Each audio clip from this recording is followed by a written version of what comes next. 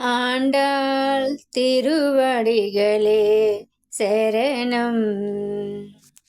கத்துக்கரவை கணங்கள் பல கரந்து செத்தார் திரளலிய சென்று செரு செய்யும் குத்தமொன்றில்லாத கோவலர்தம் பொற்கொடியே புத்தரவல்குல் புனமயிலே போதராய் சுத்தொத்து தோழிமாரெல்லாரும்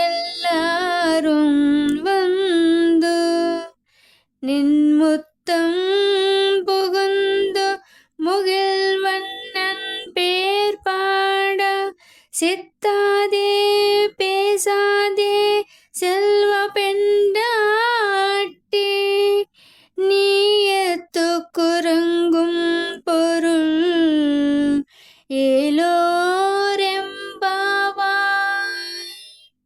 ஆண்டாள் திருவடிகளே శరణం.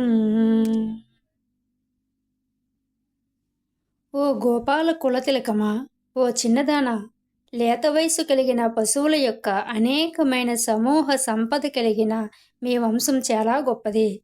ఆ సమూహాల పాలు పిదుక తగిన వారును, శత్రువులు నశించినట్లు యుద్ధము చేయగలవారును, ఒక్క దోషమైనను లేనట్టి గొల్లకొలమును పుట్టిన బంగారు తీగ వంటి ఓ అందమైన దానా, పుట్టలోని పాము పడగతో సమానమైన నితంబము కలదానా, ఓ వనమయూరమా, రమ్ము, నీ సకులు బంధువులను అందరూ వచ్చి నీ వాకిట నిలిచియున్నారు.